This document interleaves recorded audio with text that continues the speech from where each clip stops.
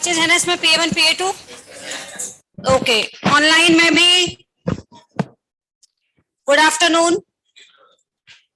कोई बात नहीं, मतलब लाइक JP02 JP01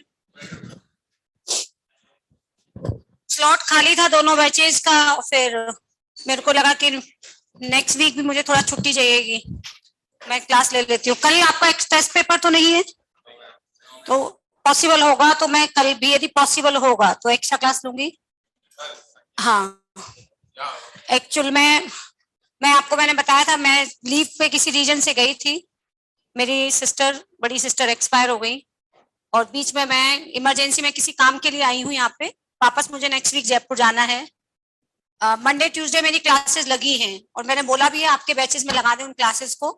फिर वेडनेसडे से फिर से मैं वापस छुट्टी पे जाऊंगी, तो आपका बैच बहुत पीछे हो जाएगा। इसलिए मैंने आज आने के बाद मैंने कहा चलो क्लास ले लेते हैं। मैं कल आई थी तब, इसलिए, और हो पाएगा तो कल भी यदि मैं अनाउंसमेंट अपने ग्रुप में मैं कर दूंगी, ठीक है। अपना लास्ट टॉपिक चल रहा था, और यदि होगा तो मतलब ऐसा नहीं है, क्योंकि हमारे पास ऐसा कोई प्रेशर है नहीं, हम बाद में भी पढ़ा सकते हैं उसको। बेसिक स्ट्रेंथ अपना पूरा हो गया था क्या? 3 पॉइंट हुए थे, कौन कौन से?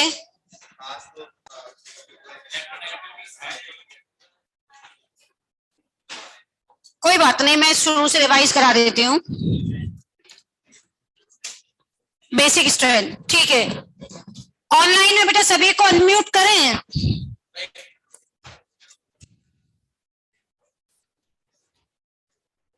अब बच्चे कह रहे हैं तो उनको अनम्यूट कर देते हैं, जब ज्यादा शैतानी करेंगे तो बंद कर देंगे। हाँ,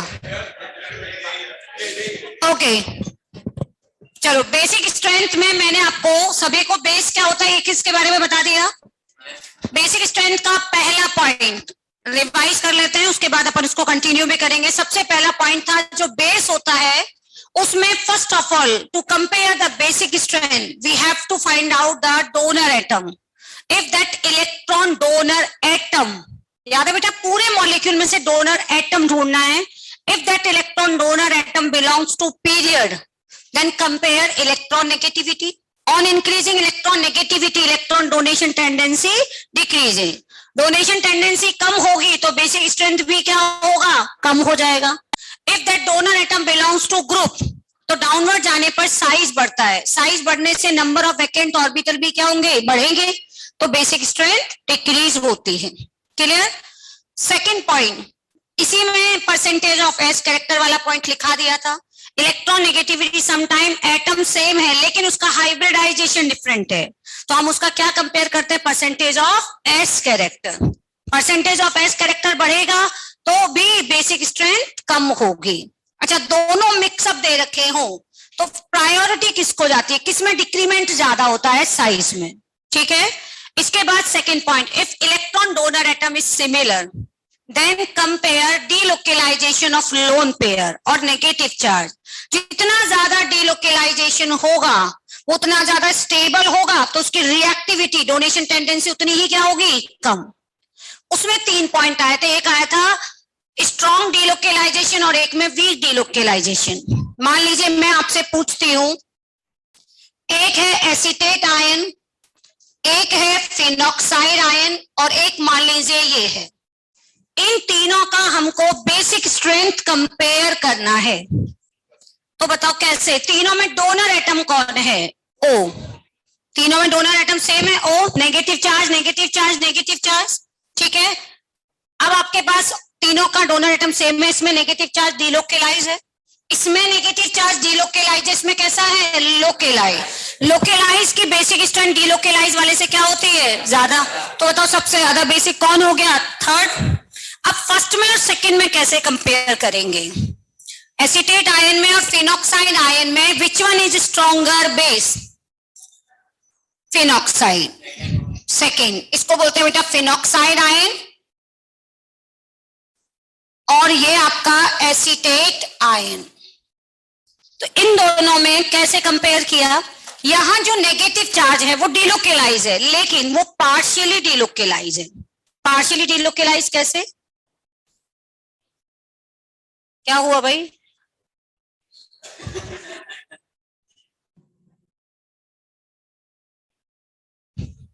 नहीं, वेपर प्रेशर आ रहा था कुछ तो स्टेटमेंट में। बेटा आप बंद कर दो और आपको देखना अपना खुद का लेक्चर, तो आप बाहर आके अटेंड कर लो।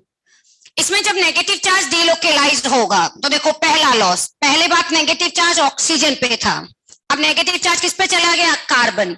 और आपने रेजोनेटिंग स्ट्रक्चर्स का स्टेबिलिटी रूल पढ़ा है, negative charge should present on more electronegative atom, पहला लॉस। दूसरा, पहले पूरी रिंग में एक पूरा कंप्लीट साइक्लिक कंजुगेशन था, एक एरोमेटिसिटी मेंटेन थी। इसमें नेगेटिव चार्ज इसके साथ, ये इसके साथ और ये इसके साथ कंजुगेशन में है। इसका कंजुगेशन साइक्लिक नहीं रहा, वो कहां जा रहा है? रिंग से बाहर, यानी उसकी जो एरोमेटिसिटी है वो डिस्टर्ब हो गई। इन दोनों में कौन सी रेजोनेटिंग स्ट्रक्चर ज्यादा स्टेबल है, फर्स्ट वाली या सेकंड वाली? फर्स्ट, यानी इसका जो फ्यूचर है वो ओरिजिनल के कंपैरिजन में लेस स्टेबल है, तो क्या वो फ्यूचर में यानी डिलोकेलाइज इमीडिएटली होना चाहेगा या मजबूरी में ही सम टाइम वो डिलोकेलाइज होगा? कुछ टाइम के लिए डिलोकेलाइज होगा, यानी most of the time this negative charge remain on oxygen, यानी सपोज 60 सेकेंड यानी 1 मिनट में 60 सेकेंड, यानी हम देखें तो 60 सेकेंड में से 40 सेकेंड तो वो लोकेलाइज ही रहेगा। बोलेगा कौन घूमने जाए अंदर, अंदर घूमने जाएंगे, बेंजीन भी यही चाहता है, घूमने ना आए तो ही अच्छा है, क्योंकि उसकी स्टेबिलिटी क्या हो रही है? कम। लेकिन मजबूरी में जाना पड़ गया, तो इसको बोलते हैं पार्शियल डिलोकेलाइजेशन, यानी कुछ टाइम के लिए ही डिलोकेलाइज होगा। जबकि यहां देखो, इसको मैं ऐसे बना दूं, ये डिलोकेलाइज होगा, बिल्कुल फुल स्पीड से डिलोकेलाइज होगा। क्यों? क्योंकि बनने वाली रेजोनेटिंग स्ट्रक्चर की स्टेबिलिटी क्या है? सेम। जबकि इसको अपन ऐसे बनाते हैं, इसका इसमें कन्वर्जन तो बहुत स्लो है, लेकिन मान लो बन भी गया तो इमीडिएट डिलोकेलाइज होके इसमें कन्वर्ट होना चाहेगा, यानी जो इक्विलिब्रियम है वो किसकी साइड शिफ्ट रहेगा? इसकी साइड में। जबकि इसमें दोनों की रेट जो रहेगी वो क्या रहेगी? बराबर रहेगी। इसको बोलते हैं स्ट्रॉन्ग कॉन्जुगेशन, इसको बोलते हैं वीक कॉन्जुगेशन, वो तो कॉन्जुगेशन में है ही नहीं। क्लियर है ये पॉइंट सभी को? तो इन दोनों तीनों में स्टेबिलिटी ऑर्डर एक तो ये आ गया। हाँ बोलो। नहीं बेटा, लीनियर और क्रॉस का तो यहाँ पे एक तरह से नंबर ऑफ कंजुगेशन इक्वल होता है ना, तो अपन लीनियर और क्रॉस बोलते हैं। मान लीजिए मैं आपको एक क्वेश्चन दे रही हूँ, एक ये है और एक आपके पास ये है, बताओ इन दोनों में किसकी बेसिक स्ट्रेंथ ज्यादा होगी? फर्स्ट और सेकंड में किसकी बेसिक स्ट्रेंथ ज्यादा होगी? आप एक चीज लाइन माइंड में बिठाएं, सभी को मैंने पहले भी सिखाया है, बेस मतलब इलेक्ट्रॉन डोनेशन टेंडेंसी यानी रिएक्टिविटी, जो स्टेबिलिटी के हमेशा क्या होगा? इनवर्स। अब आप बताओ लीनियर और क्रॉस में कौन ज्यादा स्टेबल होता है? लीनियर कॉन्जुगेशन ज्यादा स्टेबल है, ये ज्यादा स्टेबल है तो फुल स्पीड से इधर उधर डिलोकेलाइज करेगा। इन दोनों में कंपटीशन हो रहा है, इधर जाऊं या इधर जाऊं, ये सोचता ही रह जाता है, तीसरा आता है उसको उठा के ले जाता है। ठीक है, तो इन दोनों में यदि आपसे पूछता है स्टेबिलिटी किसकी ज्यादा है? सेकेंड। लेकिन डोनेशन टेंडेंसी यानी रिएक्टिविटी किसके ज्यादा है? फर्स्ट की। ये डिलोकेलाइजेशन वाले ही पॉइंट में आता है, linear conjugation, cross conjugation, strong conjugation, weak conjugation. एक मान लीजिए आपके पास ये है, एक आपके पास ये है और एक ये है। एग्जाम क्वेश्चन नंबर 3, बताओ बेटा इन तीनों में किसका बेसिक स्ट्रेंथ सबसे ज्यादा होगा? 1 2 3 तीन स्टेप कंसीडर कर लो इसको, तो सबसे ज्यादा 3 1 2, जितना ज्यादा डिलोकेलाइजेशन होगा वो उतना ज्यादा स्टेबल होगा। तो 3 point. Second point, atom same है तो उसके लोन पेयर का या नेगेटिव चार्ज का डिलोकेलाइजेशन देखो, जितना ज्यादा डिलोकेलाइजेशन होगा उतना ज्यादा स्टेबल, बेसिक स्ट्रेंथ उतनी कम। जितना स्ट्रॉन्ग कॉन्जुगेशन होगा उतना बेसिक स्ट्रेंथ कम। Linear conjugation is more stable, that's why basic strength weak होगा in comparison to cross conjugation. Clear है? पॉइंट सारे लिखाए हुए हैं, पहले चाहें तो ये 3 एग्जांपल जल्दी से नोट कर लो। अच्छा, एनायन में और न्यूट्रल में कौन ज्यादा बेसिक होता है? एनायन में और न्यूट्रल में कौन ज्यादा बेसिक होता है? एनायन। कोवेलेंट में और आयनिक में ज्यादा बेसिक कौन होता है? आयनिक। यदि मैं आपको दूं NaOH और H2O, कौन ज्यादा बेसिक है? NaOH और KOH में कौन ज्यादा बेसिक है? अब ये कैसे किया? दोनों आयनिक हैं तो फिर अब दोनों आयनिक हैं तो आपको याद रखना है, एक पॉइंट आपने केमिकल बॉन्डिंग में पढ़ा है, डाउनवर्ड जाने पर मेटेलिक प्रॉपर्टीज बढ़ेगी तो मेटेलिक ऑक्साइड और हाइड्रोक्साइड की बेसिक स्ट्रेंथ भी इंक्रीज होगी। इनमें से जो भी एग्जाम्पल लिखना चाह रहे हैं, 5 एग्जाम्पल है, फटाफट से लिख लो।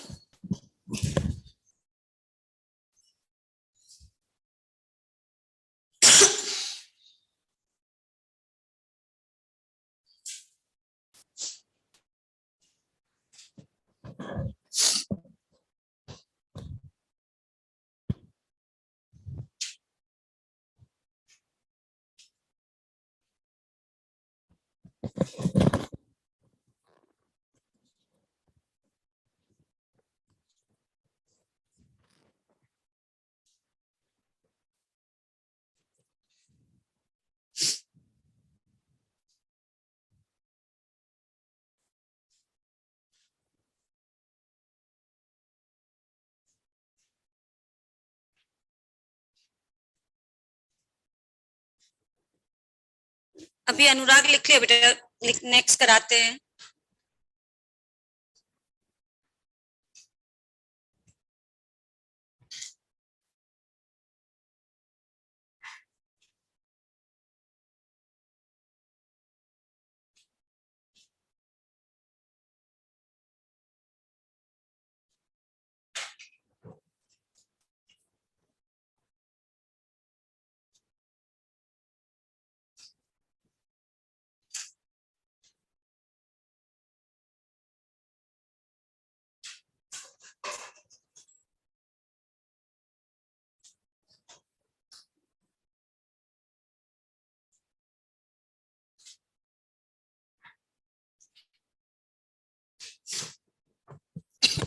ये बहुत अच्छा एग्जांपल है एसीटेट फिनॉक्साइड, क्योंकि इसकी रिएक्शन में बहुत जरूरत पड़ती है।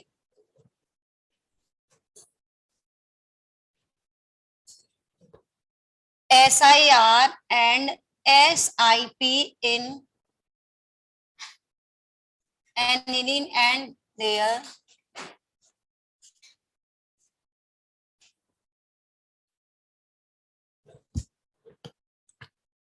ये एक दोनों बैचेस में करा दिया था, आज थोड़ा बहुत करा दिया था, उसमें SiR बाकी है, कोई बात नहीं, बता देती हूं। शुरू भी नहीं हुआ, ठीक है, हाँ नहीं कराया, मुझे याद है, PA2 में हो गया था थोड़ा सा स्टार्ट। अब अपना हेडिंग लिखो, पहले पॉइंट्स भी आएगा, सारा पॉइंट समझाऊंगी, आज बेसिक स्ट्रेंथ खत्म हो जाएगा इसलिए। SiR एंड SiP,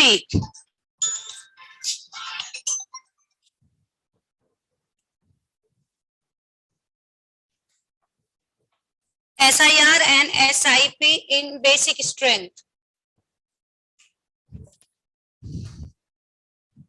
अब पहले केवल समझेंगे, दोनों का फुल फॉर्म आपने SiR तो नाम सुना होगा पहले, ठीक है। SiP क्या है वो अब अपन देखते हैं। एनिलीन, एनिलीन अपने आप में एक बेसिक कंपाउंड है, ठीक है। बेसिक में यहां जब ये प्रोटॉन एक्सेप्ट करता है तो ये क्या बना लेता है, इसका कॉन्जुगेट एसिड। कॉन्जुगेट एसिड में ये है NH3+। क्या NH3+ का ये पॉजिटिव चार्ज कभी डिलोकेलाइज हो सकता है? नहीं होता, नेवर। ये और कौन सी स्टेज में है, ये sp3। नाइट्रोजन का पॉजिटिव चार्ज, क्योंकि ऑक्टेट रूल के अकॉर्डिंग इसका ऑक्टेट एक्सपेंड नहीं हो सकता, ऑलरेडी sp3 है, तो ये तो कंफर्म है ये ऑलवेज लोकेलाइज है, इसको कभी भी बेंजीन का कॉन्जुगेशन मिलेगा नहीं। और ये कैसा शेप का हुआ, इस तरह से पिरामिडल टेट्राहेड्रल शेप का, एक तरफ बेंजीन और एक तरफ 3 ग्रुप हैं। तो इसका जो स्पेस चाहिए, इसको बहुत ज्यादा स्पेस चाहिए क्योंकि एकदम से 3D स्ट्रक्चर हो गया, बेंजीन पे कोई भी ग्रुप नहीं है आसपास, तो इसको जितना स्पेस चाहिए ये आराम से रह सकता है, स्टेबल है। क्यों? क्योंकि कोई स्टीयरिक हिंड्रेंस नहीं है। लेकिन जैसे ही मैं इस NH2 के ऑर्थो पोजीशन पर कोई ग्रुप लगा देती हूं, बल्कि ग्रुप, तो जब ये प्रोटॉन एक्सेप्ट करेगा तो वही सेम कॉन्जुगेट एसिड बनाएगा। अब इस कॉन्जुगेट एसिड के इलेक्ट्रॉन क्लाउड में और इस ग्रुप G के इलेक्ट्रॉन क्लाउड में आपस में स्टेरिक क्राउडिंग होगी, और स्टेरिक क्राउडिंग से स्टेरिक क्राउडिंग बढ़ती, steric crowding is a repulsion, यानी स्पेस के लिए, जगह के लिए, इतना इलेक्ट्रॉन क्लाउड मेरा, ये कह रहा है ये इलेक्ट्रॉन क्लाउड मेरा, दोनों आपस में लड़ेंगे। SiR इफेक्ट में क्या होता था कि वो ग्रुप जिसमें स्टेरिक क्राउडिंग होती थी वो परपेंडिकुलर हो जाता था और अपने कॉन्जुगेशन को, रेजोनेंस को खत्म कर लेता था। इस ग्रुप को पता है कि कॉन्जुगेशन तो मिलना ही नहीं, चाहे मैं पर्टिकुलर रहूं यानी उस रिंग के परपेंडिकुलर रहूं, चाहे रिंग के साथ प्लेन में रहूं, उसको उसका कॉन्जुगेशन तो मिलना ही नहीं है। साथ में याद करो ये कौन सी शेप का sp3 टेट्राहाइड्रल, इसको कितना भी डिग्री से रोटेट करोगे ऐसे ही रहेगा। तो क्या ये यहाँ पे परपेंडिकुलर होके रेजोनेंस को खत्म करना चाहेगा? नहीं, बोलेगा मैं तो रिंग में अकेला था तब भी रेजोनेंस में नहीं हूं, परपेंडिकुलर भी हो जाऊंगा तब भी रेजोनेंस में नहीं जाएगा। तो इन दोनों में स्टेरिक क्राउडिंग लगेगी। तो उस स्टेरिक क्राउडिंग से ये जो कॉन्जुगेट एसिड बना है ये कैसा हो गया? अनस्टेबल। तो जब कॉन्जुगेट एसिड अनस्टेबल हो गया तो वो आने वाले और मॉलिक्यूल को क्या रिस्पॉन्ड करेगा कि भाई बताओ फ्यूचर में यहाँ तो बहुत लड़ाई होने वाली है, यानी जो प्रोटॉन एक्सेप्ट करने की जो रेट है वो क्या हो जाएगी? स्लो। इन दोनों में यदि मैं आपसे पूछती हूँ ये K1 है और ये K2 है, इन दोनों में कौन सा कॉन्जुगेट एसिड ज्यादा स्टेबल है? परपेंडिकुलर होने का कोई चांस यहाँ पे नहीं है, रेजोनेंस में इन्वॉल्व होने का कोई चांस नहीं है। हम कहेंगे इन दोनों में कौन सा कॉन्जुगेट एसिड ज्यादा स्टेबल है? इसका, किसका फ्यूचर ज्यादा स्टेबल है? फर्स्ट वन का। तो इसमें प्रोटॉन एक्सेप्ट करने की जो रेट होगी इस वाले के कंपैरिजन में तो क्या होगी? ज्यादा होगी। और हम यही कहते हैं प्रोटॉन एक्सेप्टिंग रेट ज्यादा है, यानी ये स्ट्रॉन्गर बेस है, ये इसके कंपैरिजन में कैसा बेस है? वीक। इस इफेक्ट को हम कहते हैं SIP। S for steric, I for inhibition, steric inhibition in protonation. उसने प्रोटोनेशन की रेट को क्या कर दिया? स्लो। यहां रेजोनेंस वर्ड क्यों नहीं लिया? क्योंकि चाहे वो अकेला है तब भी रेजोनेंस इफेक्ट से तो कुछ होगा ही नहीं, क्योंकि ये वाला ग्रुप कभी भी रेजोनेंस इफेक्ट में इन्वॉल्व नहीं होता है, ये कभी डिलोकेलाइज नहीं होगा। तो इसको दिस स्टेरिक क्राउडिंग में, या स्टेरिक क्राउडिंग है तो due to steric crowding conjugate acid become unstable. No steric crowding, यहां कोई स्टेरिक क्राउडिंग नहीं है, कॉन्जुगेट एसिड इज स्टेबल। तो बताओ बेटा इन दोनों में Kb किसका ज्यादा हो गया ओवरऑल रिजल्ट, फर्स्ट का या सेकंड का? एनिलीन, और एक है ortho substituted aniline. Ortho substituted aniline और नॉर्मल एनिलीन में Kb किसका ज्यादा आया? एनिलीन का। इसको SIR इफेक्ट की जगह SIP बोलेंगे, यहाँ SIR नहीं बोलते बेटा, इसको क्या कहते हैं? SIP। SIP एक तरह का ऑर्थो इफेक्ट ही है, इसे ऑर्थो इफेक्ट भी कहते हैं, क्योंकि ये ग्रुप मेटा पे हो, ये ग्रुप पैरा पे हो, तो क्या ये स्टेरिक हिंड्रेंस लगाएगा? ये स्टेरिक हिंड्रेंस केवल किस साइड से लग सकती है? ऑर्थो। तो SIP effect is also known as ortho effect. यहाँ पे G के लिए बस कौन कौन नहीं होना चाहिए? HDOH F, HDOH F और एक साइनाइड, क्योंकि साइनाइड कैसा ग्रुप होता है? लीनियर। ठीक है, OH और NH2 भी नहीं लेते। OH और NH2 क्यों नहीं लेते? ये एक छोटे ग्रुप हैं, स्टेरिक क्राउडिंग नहीं लगाते बल्कि उसके साथ अट्रैक्शन दिखाते हैं बिकॉज ऑफ हाइड्रोजन बॉन्डिंग। ठीक है, OH NH2 ये ग्रुप नहीं लेने हैं। इसके अलावा जो भी ग्रुप हैं वो सब कौन सा इफेक्ट लगाएंगे? Ortho effect, SIP effect. लिखो एक बार मैम Kb एनाइलिन, उसके बाद क्या लिखा है? ऑर्थो साइड में right. Kb aniline greater than ortho substituted aniline, जो भी सब्स्टिट्यूटेड ग्रुप है इसको बोलते हैं ऑर्थो सब्स्टिट्यूटेड एनिलीन।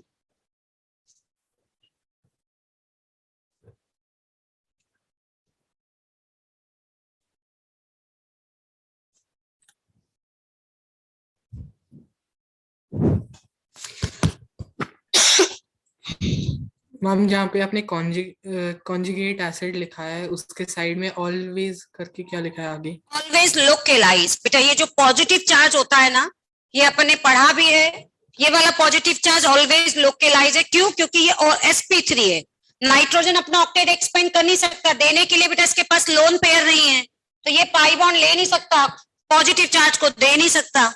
तो ये वाला जो पॉजिटिव चार्ज है हमेशा लोकेलाइज होता है।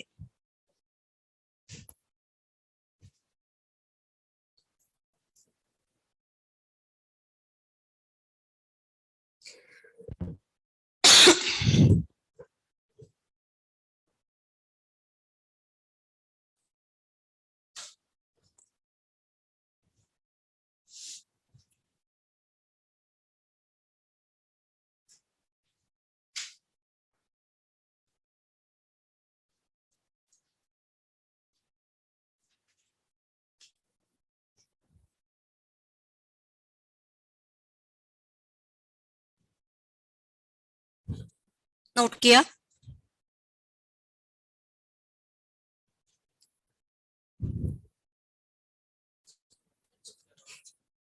नहीं बेटा, कॉन्जुगेट एसिड यानी उसका फ्यूचर, अपन बेसिक स्ट्रेंथ किसकी कंपेयर करते हैं? एनिलीन और ऑर्थो सब्स्टिट्यूटेड एनिलीन की, ये उसका फ्यूचर है, इसकी नहीं करे, ये अनस्टेबल है, तो इसका मतलब वो प्रोटॉन एक्सेप्ट ही नहीं करना चाहेगा ना।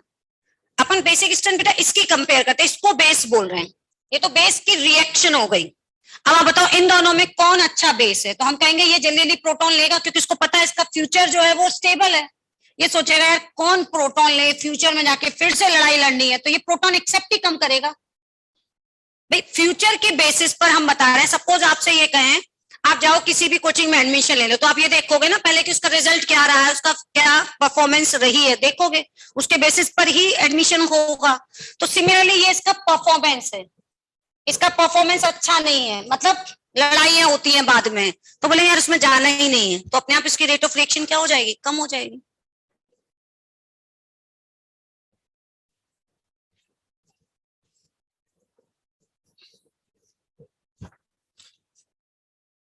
In case of ortho substituted,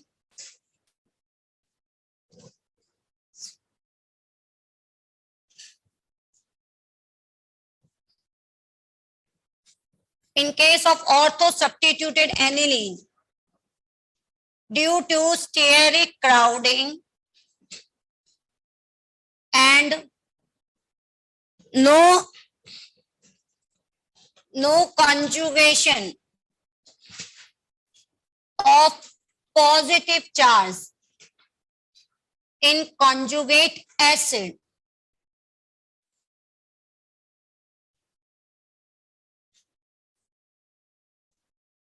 बेटा बातें नहीं।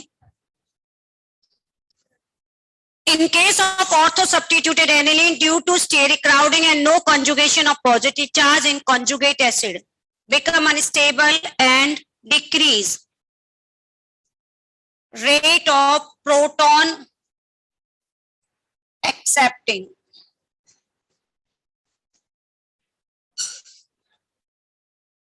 That's why basic strength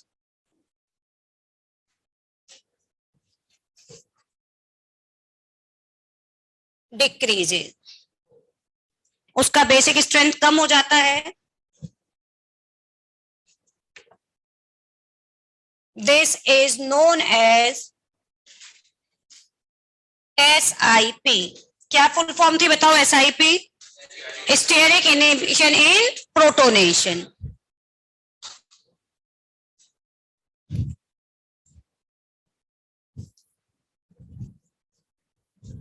ma'am हाँ बेटा बोलो। मैम इसको इस तरह भी बोल सकते हैं ना कि ऑर्थो सब्स्टिट्यूटेड एलिनिन जो है वो लेस रिएक्टिव है देन एनिलीन, यस, इसलिए वो उसका बेसिक स्ट्रेंथ कम हो जाता है। कम होगा, राइट, बिल्कुल सही है बेटा। स्टेरिक क्राउडिंग जहां पे आ गया है, यानी क्राउडिंग एक रिपल्शन है, स्टेरिक रिपल्शन भी बोल सकते हो, तो उससे उसकी रिएक्टिविटी क्या हो गई? कम हो गई। रिएक्टिविटी कम है तो ऑब्वियस है डोनेशन टेंडेंसी भी क्या हो जाएगी? कम हो जाएगी।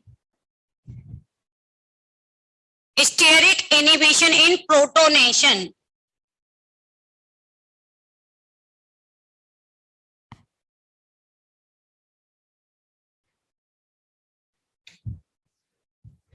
यानी एक तरह से मैं लिख दूं SIP, which is ortho effect, which is ortho effect decrease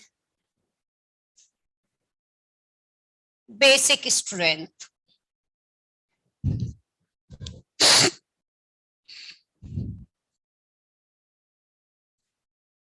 group बेटा मैंने लिखे थे HDOH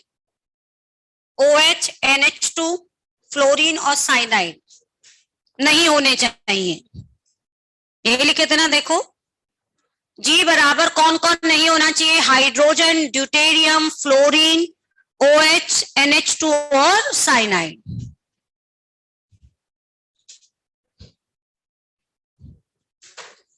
बल्कि ग्रुप होना चाहिए जो थोड़ा बहुत स्टेरिक हिंड्रेंस लगाए।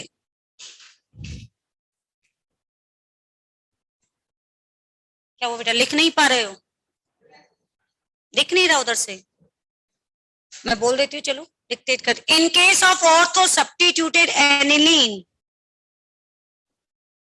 Due to steric crowding and no conjugation of positive charge, due to steric crowding and no conjugation of positive charge in conjugate acid,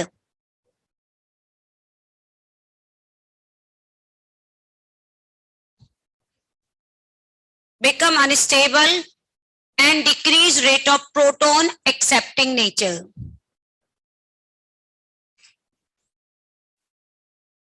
That's why basic strength decreases. Proton accepting rate जो होती है वो क्या हो जाएगी, decrease हो जाएगी, basic strength decrease होगी. This is known as SIP, steric inhibition in protonation.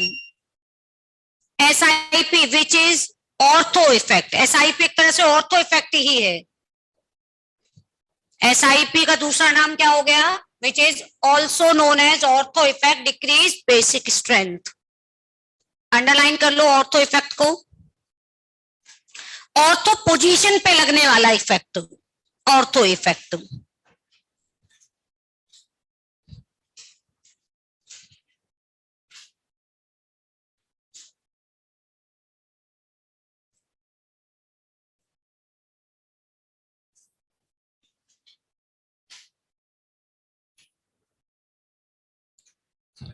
अब बेटा मैं क्वेश्चंस कराऊंगी इस पे रिगार्डिंग, समझना है सभी को. पहले पॉइंट समझ आ गया, एसआईपी क्या है सभी को पहले बताओ, क्लियर. एसआईपी यानी ऑर्थो पोजीशन से लगने वाला स्टेरिक क्राउडिंग. जी का साइज जितना बड़ा होगा स्टेरिक क्राउडिंग उतनी ही ज्यादा लगेगी. वो सब अब एग्जांपल से करा रही हूं. पहले फर्स्ट एग्जांपल, एनिलीन, बेंजाइल अमीन और साइक्लोहेक्सेन अमीन.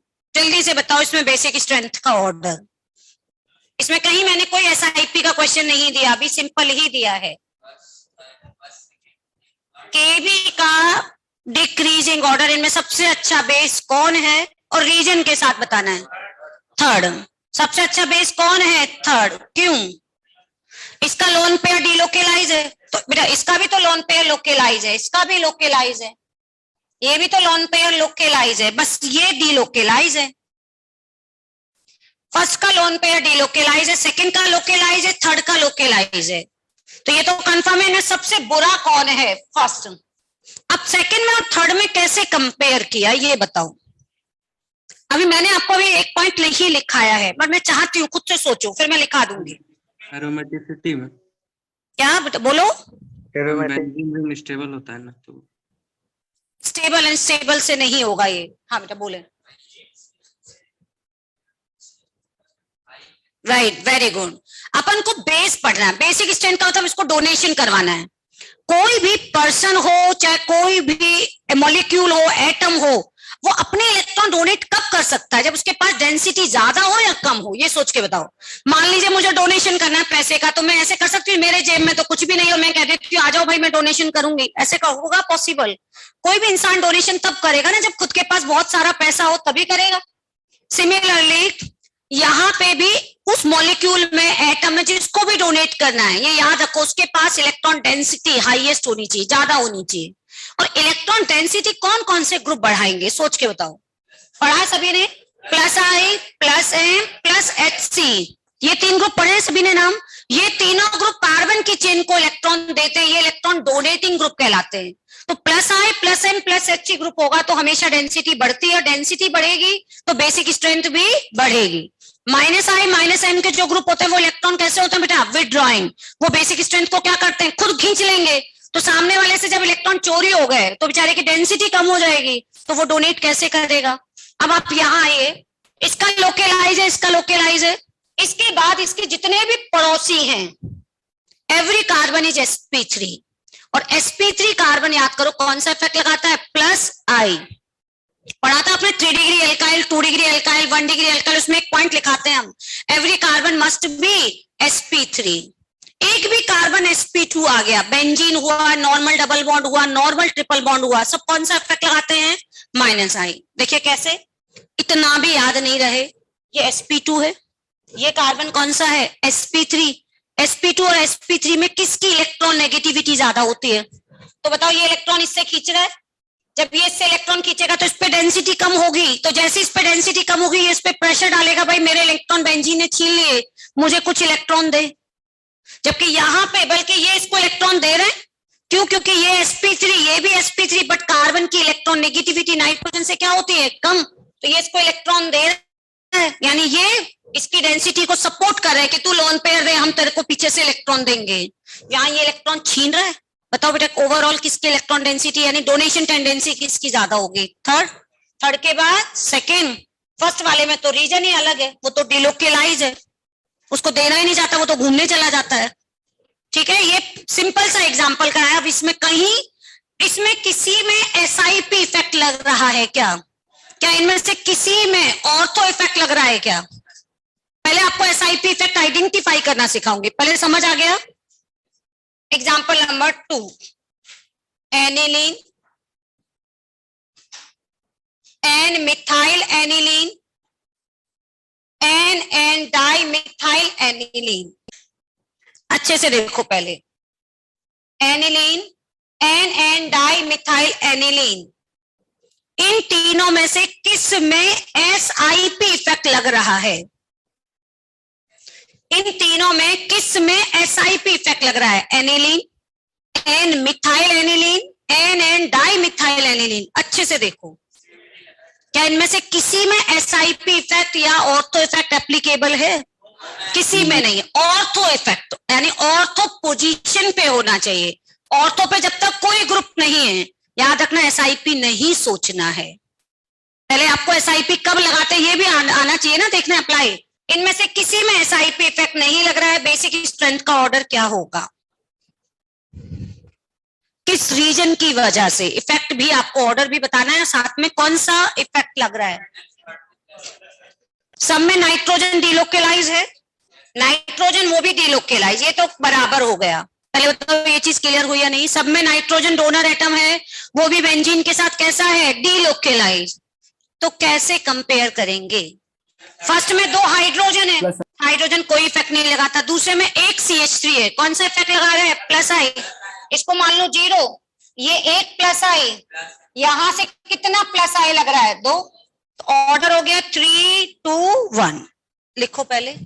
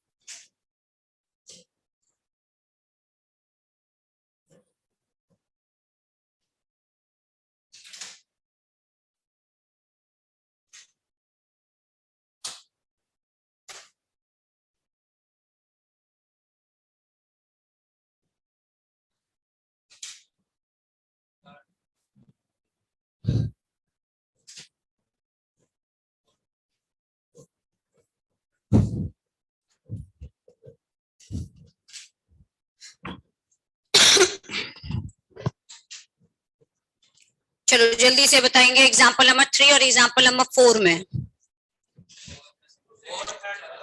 आराम से पहले ये नोट कर लिया सभी ने। चलो इसमें एनिलीन, इसका नाम पहले कॉमन नाम ऑर्थोटोलुडीन, क्या बोलते हैं बेटा इसको? टोलुडीन। क्योंकि याद करो इसका कॉमन नेम क्या होता है? टोलुइन। इसका कॉमन नेम क्या होता है? एनिलीन। तो इसको बोलते हैं टोलुडीन, ऑर्थोटोलुडीन, मेटाटोलुडीन, पैराटोलुडीन। इनमें से किस में एसआईपी या एसआईआर लग रहा है? इनमें चारों में से किस में एसआईआर लग रहा है? चारों में से किस में एसआईआर लग रहा है? किसी में नहीं। एसआईआर किसी में नहीं है। एसआईआर किसी में नहीं है बेटा। कौन सा इफेक्ट है? एसआईपी। एसआईआर किसी में नहीं। एसआईआर में वो परपेंडिकुलर होकर रेजोनेंस खत्म करता है, यहाँ परपेंडिकुलर होने का तो कोई चांस ही नहीं है, क्योंकि इसका कंजुगेट एसिड क्या हो जाता है? sp3।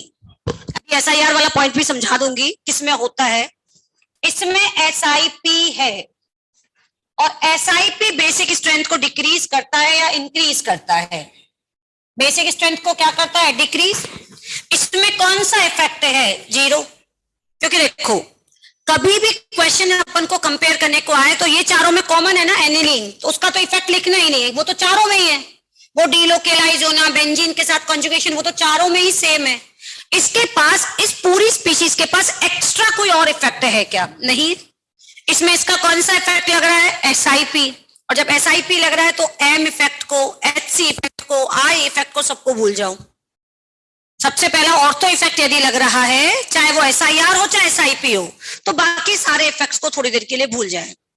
अब आते हैं अपन इसमें, यहां CH3 कौन सा इफेक्ट लगा रहा है, बस ये आपको बताना है, प्लस आई। आपने सभी ने GOC1 में benzyl carbocation, benzyl कार्बोएनायन, benzyl radical सब पढ़ाया होगा। बेंजाइल या बेंजीन से ऑलरेडी कोई ग्रुप जुड़ा हुआ है, फिनॉल, एनिलीन, आगे भी मैं पढ़ाऊंगी। उसके रिस्पेक्ट में यदि कोई ग्रुप मेटा पे है, तो हमेशा याद रखना मेटा पे प्रेजेंट ग्रुप बेंजीन के उस ग्रुप के साथ केवल आई इफेक्ट ही लगाता है। मेटा पे प्रेजेंट ग्रुप उस ग्रुप के साथ जो भी फिनॉल, एनिलीन, बेंजाइल जो भी आपने लिया है, उसमें HC और आई इफेक्ट नहीं लगाता। पढ़ाया होगा ना सबको बेंजाइल केस में, मैं स्टेटमेंट लिखा दूंगी। एनिलीन के रिस्पेक्ट में कोई भी ग्रुप यदि मेटा पे प्रेजेंट है, तो वो उसकी बेसिक स्ट्रेंथ को डिसाइड करने में केवल आई इफेक्ट लगाएगा, आइदर प्लस आई, आइदर माइनस आई। बताओ इसका कौन सा इफेक्ट लग रहा है। लेकिन और वही सेम ग्रुप यदि ऑर्थो और पैरा पे है, तो एम भी लगा सकता है, HC भी लगा सकता है, और आई भी, वो आप डिसाइड करें। क्या ये, या बताओ यही CH3 कौन सा इफेक्ट लगाएगा, हाइपर कॉन्जुगेशन। एम तो लगा नहीं रहा, तो सीक्वेंस से देखना है, सबसे पहले एम नहीं लग रहा होता है तो कौन सा देखते हैं, HC। ये तो पढ़ के आए हो सभी कैटायन एनायन में, HC। क्लियर। अब बताओ प्लस आई बेसिक स्ट्रेंथ को बढ़ाता है। अभी मैंने एक लाइन बोली थी, कौन सी लाइन बोली थी, इलेक्ट्रॉन रिलीजिंग ग्रुप कौन कौन से, plus I, plus M, plus HC basic strength को क्या करते हैं बेटा, बढ़ाते हैं। तो प्लस आई भी बढ़ाता है, प्लस HC भी बढ़ाता है। प्लस आई और प्लस HC में कौन ज्यादा बढ़ाता है, कौन सा इफेक्ट ज्यादा डोमिनेटिंग है, प्लस HC। केवल ये लिख लिया, ऑर्डर अरेंज करो, बताओ KB का ऑर्डर, 4 3 1 2। 1 में 0, 0 का मतलब ना तो इंक्रीज हो रहा है ना ही डिक्रीज। क्या ये पॉइंट क्लियर हुआ। 4 का 1 2 3 4, 4 में कैसे कंपेयर किया, प्लस आई का प्रायोरिटी ऑर्डर नहीं, ऑर्डर तो आपका सही है लेकिन एक्सप्लेनेशन गलत आ रहा है। बेटा मैंने अभी एक लाइन बोली, आप समझ नहीं रहे हो, बार पास केवल थ्योरी पॉइंट को ध्यान से सुनो। एग्जाम्पल में कितने भी बना दूं ना, अभी आप कहोगे मैं अभी मैं आपके 50 एग्जाम्पल बना दूंगी। ध्यान से सुनो, मैंने क्या कहा, सबसे पहले क्या देखना है, SIP। यदि वो एनिलीन है तो रुक जाओ, SIP पे रुक जाओ। क्या इन चारों में SIP लग रहा है। What is SIP। SIP में पहला वर्ड क्या है, stearic. What is stearic, stearic crowding, भीड़ भाड़, बड़ा जितना बल्कि ग्रुप होता जाएगा वो उतना ज्यादा स्टीयरिक क्राउडिंग लगाएगा। और SIP इफेक्ट बेसिक स्ट्रेंथ को क्या करता है, इंक्रीज या डिक्रीज करता है, डिक्रीज, क्योंकि उसको क्या कर देता है, अनस्टेबल। और SIP इफेक्ट है तो थोड़ी देर के लिए M, HC, I सब भूल जाओ। क्या इन चारों में SIP इफेक्ट लग रहा है। और F के बाद गए Cl पे, Cl से गए Br, Br से गए I, साइज क्या होता जा रहा है, बढ़ रहा है। और साइज बढ़ रहा है तो SIP इफेक्ट स्ट्रांग होता जा रहा है, वीक होता जा रहा है। और SIP स्ट्रांग होने का मतलब स्टेरिक क्राउडिंग, बल्कीनेस बढ़ती जा रही है, यानी लड़ाई बढ़ रही है। तो बताओ स्टेबिलिटी क्या हो रही है, कॉन्जुगेट एसिड की कम हो रही है। तो वो प्रोटॉन एक्सेप्ट करने से डरेगा, बोलेगा इससे बेटर तो मैं NH2 ही ठीक हूं। भाई NH3 बनेगा, एक तो कॉन्जुगेशन खत्म करेगा, ऊपर से स्टेरिक साइज भी उसका बड़ा होगा, बोलेगा इससे बेटर प्रोटॉन एक्सेप्ट ही नहीं करते, यही रहते हैं। यहाँ एटलीस्ट बेंजीन के साथ कॉन्जुगेशन में तो है, तो वो अपने आप प्रोटॉन एक्सेप्टिंग रेट क्या हो जाएगी उसकी, कम। तो यहाँ पे ऑर्डर आपका सही है, पर क्यों, due to more SIP by iodine, bigger size.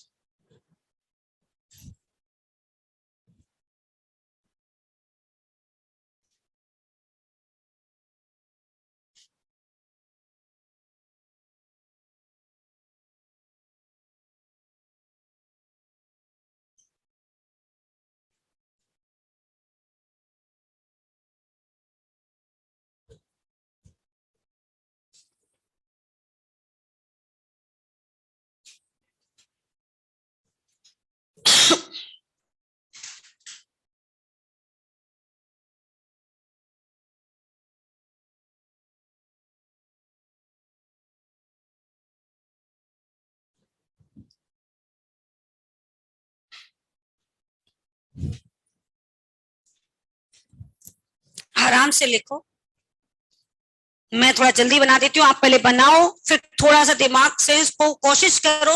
Order गलत आए कोई बात नहीं, लेकिन पहले आप ट्राई करो ऑर्डर निकालने का, सबका डिक्रीजिंग ऑर्डर लिखो।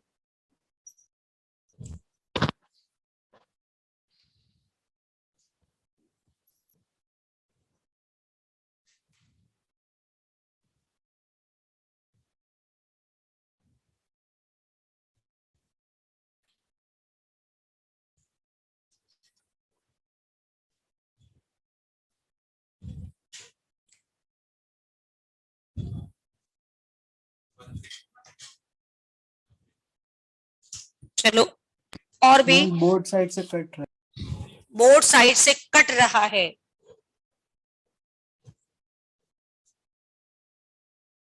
ओके चलो अब नहीं कट रहा। ऑर्थोमिथॉक्सी एनिलीन, पैरामिथॉक्सी एनिलीन, मेटामिथॉक्सी एनिलीन और सिंपल एनिलीन, आपको बोलना है सभी ने किस बेसिस पे सॉल्व किया है। बेटा देखो, एक चीज मेरा मानना है, गलत आए ज्यादा ज्यादा हम यही कहेंगे बेटा गलत है, आपको इतना भी नहीं आता कि ये बोलेंगे, लेकिन जितना आप बोलोगे, चाहे गलत ही आ रहा है आपका, आपने क्या बेसिस पे सोच के आंसर लिखा है वो आप बोला करो। चलो फर्स्ट में बताइए, एनिलीन में कितना कौन सा इफेक्ट देखोगे? जीरो। जीरो का मतलब इसको तो देखना ही नहीं है, इसके पास रिमेनिंग एक्स्ट्रा कोई इफेक्ट नहीं है। इसका कौन सा इफेक्ट है? एसआईपी। एसआईपी बेसिक स्ट्रेंथ को क्या कर रहा है? कम। वहीं पे निशान बना दो, डिक्रीज हो रहा है। यहाँ पे ये कौन सा इफेक्ट लगा रहा है? माइनस आई। अभी बताया था, पॉइंट लिखा दूंगी। इसमें ओसीएसटी कौन सा इफेक्ट लगा रहा है? Plus M. ये आपको आना चाहिए, प्लस एम, क्योंकि याद करो ऑक्सीजन के पास लोन पेयर है, कंजुगेशन में देगा। सबसे ज्यादा बेसिक स्ट्रेंथ किसकी हो गई? 4। 4 के बाद 1। इसमें डिक्रीज हो रहा है, इसमें डिक्रीज हो रहा है, इसमें डिक्रीज नहीं हो रहा। अब आप बताओ एसआईपी और माइनस आई, मैंने आपको बताया सबसे स्ट्रॉन्ग इफेक्ट अब कौन सा हो गया? एसआईपी। एसआईपी के बाद मीजोमेरिक। जब एसआईपी बढ़ाएगा ना तो हाईएस्ट बढ़ाएगा, और घटाएगा तो भी वो लीस्ट घटा देगा, कम सबसे कम अनस्टेबल करेगा। बताइए इसके बाद 3, सबसे बुरा कौन है? 2। आया समझ में? चाहे तो ऐसे इसका बड़ा निशान लगा लो और इसका थोड़ा छोटा। एसआईपी ज्यादा डिक्रीमेंट करता है इन कंपैरिजन टू माइनस आई।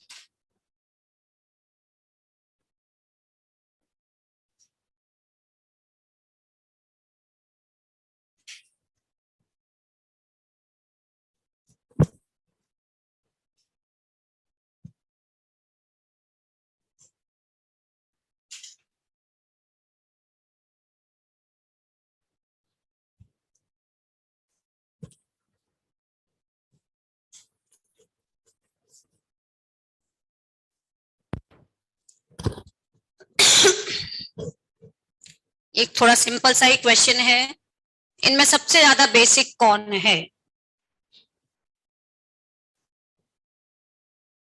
केवल मैंने बस पैटर्न ड्राइंग थोड़ा सा चेंज किया और कुछ नहीं, कंसेप्ट वही है जो आप पढ़ चुके हो।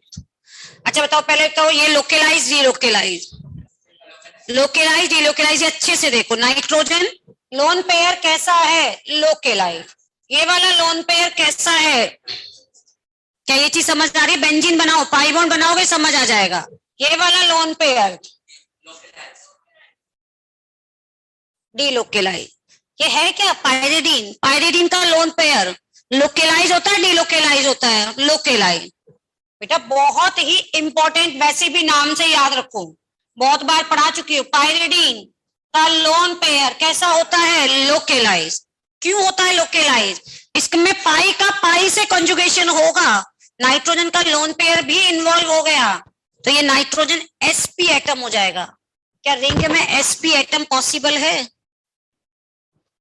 इसीलिए एक रूल लिखाया जाता है, लिखाया होगा, कोई भी एटम जिसके पास पाई बॉन्ड भी है, along with pi bond, if that atom also have lone pair, sometime also have positive charge, also have negative charge, then only its pi bond delocalized. That positive charge, lone pair, negative charge remain localized. अच्छा याद करके बताओ, ये सभी को notes में लिखाया है, वो बात अलग है, अभी आपको याद नहीं आ रहा।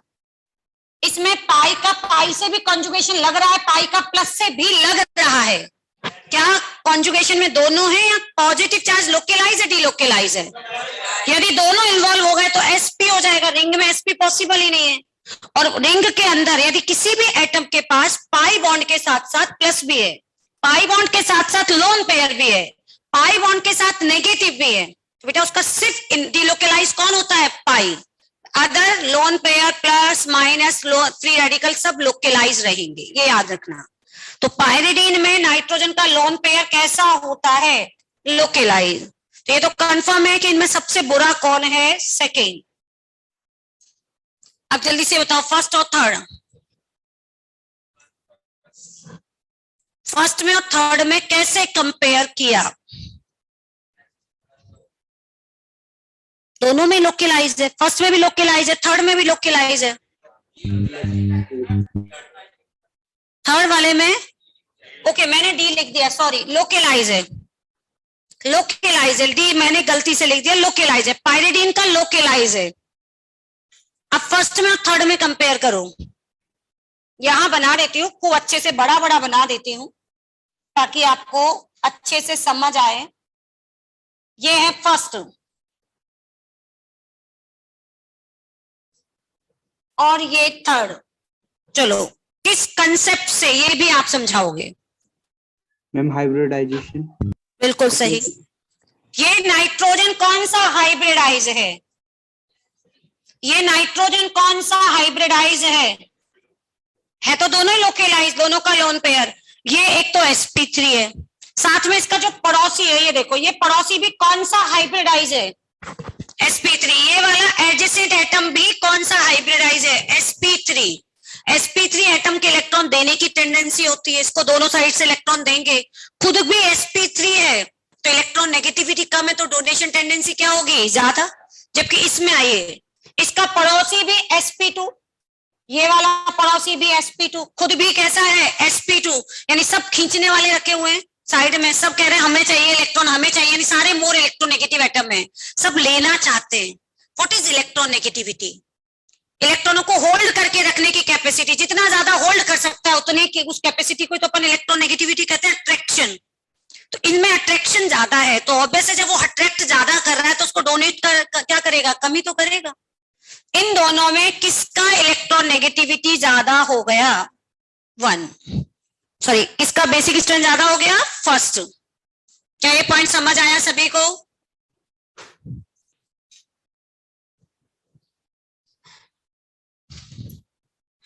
अब मैंने थोड़ा सा क्वेश्चन पूछने का पैटर्न चेंज किया है। एक तो था कंपैरिजन करना, ऑर्डर में लिखना, स्ट्रॉन्ग बेस कौन सा है, वीक बेस कौन सा है। क्या ये चीज समझ आई? SIP इफेक्ट समझ आया? अभी और क्वेश्चन कराऊंगी SIP पे। पहले मैंने क्वेश्चन का पैटर्न चेंज किया है।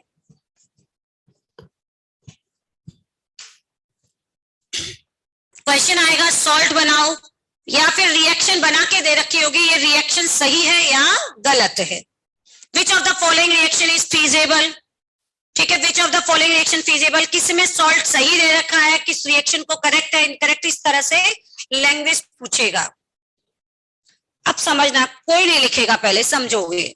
जैसे पहला मैंने आपको ये दिया एक क्वेश्चन का पैटर्न, इसमें 2 नाइट्रोजन है और एक HCl है। केमिस्ट्री में एनिलीन, अमाइन, अमोनिया के डेरिवेटिव, साइनाइड, अमाइन, अमाइड, ये सारे कौन से ओवरऑल कौन से नेचर के माने जाते हैं, बेसिक। अब देखो मैं बार बार आपको अमाइंस के ही डेरिवेटिव बना रही हूँ, जितने भी एग्जांपल, ठीक है। अमोनिया, नाइट्रोजन, अमोनिया और अमोनिया के सारे डेरिवेटिव नेचुरली बेसिक में आते हैं। एल्कोहल और एल्कोहल से बने हुए डेरिवेटिव किस में आते हैं, नेचुरली एसिड में आएंगे, तो इसलिए अपन अमाइंस दे रहे हैं आपको। ये बेसिक कंपाउंड है, ये भी बेसिक है, ये भी बेसिक है, और मैंने रिएक्शन किसके साथ दे रखी है, 1 मोल HCl। आपको पता है बेस का नेचर क्या होता है, प्रोटॉन एक्सेप्ट करना।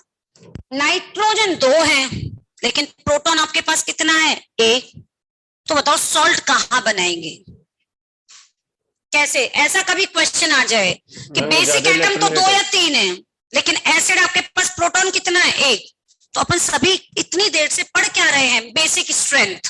What is the meaning of basic strength?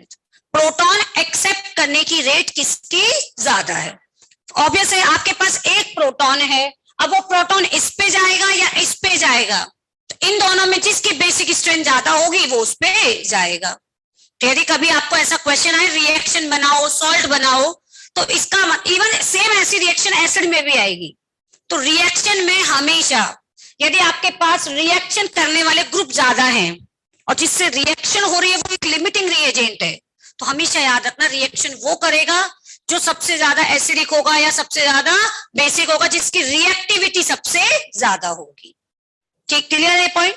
अब बताओ इनमें सॉल्ट कौन बनाएगा, यानी ऊपर वाला नाइट्रोजन या नीचे वाला नाइट्रोजन? अब ये तो आपको समझना है, मैं तो ये बना रही हूं। अब आप बताओ ऊपर वाला या नीचे वाला, भी ये नहीं बताऊंगी मैं क्यों, और ये भी आपको बताना है।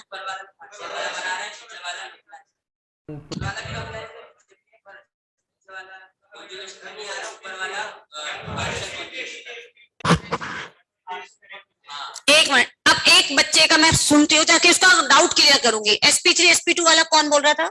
आप बोल रहे थे बेटा, हाँ बोलो। ऊपर वाला नाइट्रोजन पक्का sp3 है और कोई नहीं बोलेगा। ऊपर वाला नाइट्रोजन पक्का sp3 है, जो आपको लग रहा है आप बोलो। क्यों? क्योंकि 2 ऑब्वियस है, हाइब्रिडाइजेशन यही सिखाया जाता है, 3 sigma bond, 1 lone pair, sp3। लेकिन क्या फिर धीरे धीरे बाद में जब हमने रेजोनेंस इफेक्ट पढ़ा, ये केमिकल बॉन्डिंग में सिखाया गया, लेकिन जब हमने GOC1 पढ़ी, रेजोनेंस इफेक्ट पढ़ा, तो एक लाइन पढ़ाई गई होगी कि जो लोन पेयर डीलोकेलाइज होता है, जो नेगेटिव चार्ज डीलोकेलाइज होता है, उसे स्टेरिक नंबर में काउंट नहीं करते। क्या ये पढ़ा आपने? लाइन पढ़ी है? नहीं पढ़ी है तो इसको अपडेट करो अपने नॉलेज में। जो लोन पेयर नेगेटिव चार्ज डीलोकेलाइज होता है, आप ही नहीं सभी, हो सकता है आप में से बहुत बच्चों को नहीं पता हो, जो लोन पेयर नेगेटिव चार्ज डीलोकेलाइज होता है उसे स्टेरिक नंबर में काउंट नहीं करते। ये भी sp2 है, ये भी sp2 है, तो इसलिए हाइब्रिडाइजेशन से तो ये क्वेश्चन सॉल्व होगा नहीं। अब आते हैं दूसरे पॉइंट पे, ये भी नाइट्रोजन है, ये भी नाइट्रोजन, इससे भी सॉल्व नहीं होगा। ये लोकेलाइज है या डीलोकेलाइज है? ये डीलोकेलाइज है, अभी सिखाया था। और पाइरिडीन का ये लोन पेयर कैसा है? लोकेलाइज। बताओ किसकी बेसिक स्ट्रेंथ ज्यादा है? तो प्रोटॉन किसके पास जाएगा? नीचे वाले के पास। ये सॉल्ट बनेगा। फिर ब्रैकेट बना के चाहे तो उसके साथ में या ऐसे Cl- लिख दो। समझ आ गया? ये सॉल्ट कौन बनाता है, रिएक्शन कौन करेगा, दैट डिपेंड अपॉन रिएक्टिविटी। जिसकी रिएक्टिविटी ज्यादा होगी, चाहे एसिड में कराऊं चाहे मैं बेस में कराऊं, सब में यही कंसेप्ट होगा। ठीक है?